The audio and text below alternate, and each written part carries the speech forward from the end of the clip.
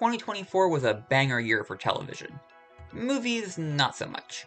So instead of going for 5 movies and 5 shows, I'm going to do 4 and 6. Starting with films, my first recommendation is Godzilla x Kong: The New Empire. One of the best kaiju action movies I've seen in a long time. This film delivers on both the action and the characters. The character arcs aren't masterpieces or anything, but they're good enough to get you invested. And this goes for the kaiju too, who have their own personalities and story arcs, especially Kong and the other apes. The fight scenes are also intense and really creative, making for a film that was an absolute blast from start to finish. Spy x Family Code White is similarly fun throughout, being a hilarious family comedy with some incredibly animated action sequences. Despite being based on a TV show, you can hop right into this movie, as it explains everything you need to know about its characters. A spy fake marries an assassin of an opposing country, but neither know each other's true identities. The only one who knows is their adopted daughter, a 6-year-old telepath. And in this movie, they take a journey to make the ultimate dessert, and run into an in-progress coup scheme, an incredibly fun movie that excellently balances its characters, its humor, and its action. I also want to shout out Deadpool and Wolverine, a very fun sorta MCU movie that serves as a love letter to Deadpool, Wolverine, and the rest of the Fox superhero movies. This movie definitely isn't for everyone, thanks both to Deadpool's raunchy, violent sense of humor, but also to its very history plot. The movie is a fun action comedy either way, but there is a lot happening in this movie that might not make sense without the right prior knowledge. Finally, my film recommendation of the year is Kingdom of the Planet of the Apes. Unlike Deadpool and Wolverine, you don't need to watch the rest of the franchise to understand this film. It's an adventure film mixed with a character drama, as an ape teams up with a human to get revenge for his tribe when it is attacked by an army of gorillas. The film is absolutely gorgeous, with stunning portrayals of the post-apocalyptic landscape. Even better are the characters, all of which are interesting with complex motivations and attitudes that really shape the film.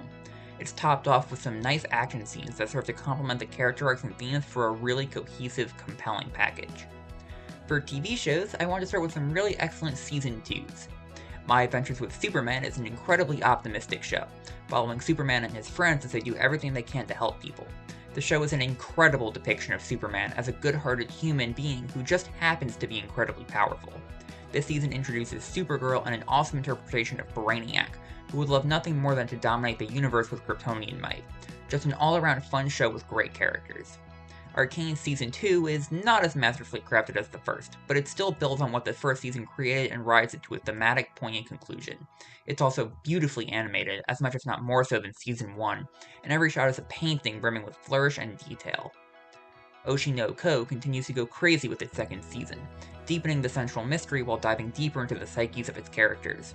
The character arcs go crazy this season, with everyone finding deeper connections in those around them and pushing themselves to be better. This is complemented by some absolutely insane animation that captures the perfect feel of every heightened emotion. It's so good. X-Men 97 is in a tricky spot, similar to Deadpool and Wolverine.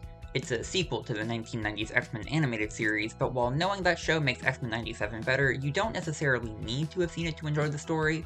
It features a modern incarnation of the 90s X-Men storytelling, with excellently fleshed out characters, dynamic and hard-hitting fight scenes, and poignant themes about identity, weapons, and the cycle of hatred that leaves you wanting more. For a show that's not a sequel this time, Batman Caped Crusader is an incredible take on Batman, blending the crime and superhero genres to harken back to Batman's roots as a detective in a society that hardly believes he exists. The police and attorneys get as much focus as Batman, showing us the society that Batman is trying to help. That doesn't mean that the show isn't afraid to stretch its wings though, with incredible reinterpretations of Batman villains like Harley Quinn and Firebug, and some supernatural standouts like Gentleman Ghost and Nocturna that make the world feel alive and mysterious. Finally, my recommendation of the year is Delicious in Dungeon, a delightful fantasy anime about a group of adventurers delving into a dungeon to save their friend. Except, it's really about them learning how to survive in a dungeon by eating monsters. What parts are edible, what's the best way to cook them, what's the most nutritional, where do you get your vegetables?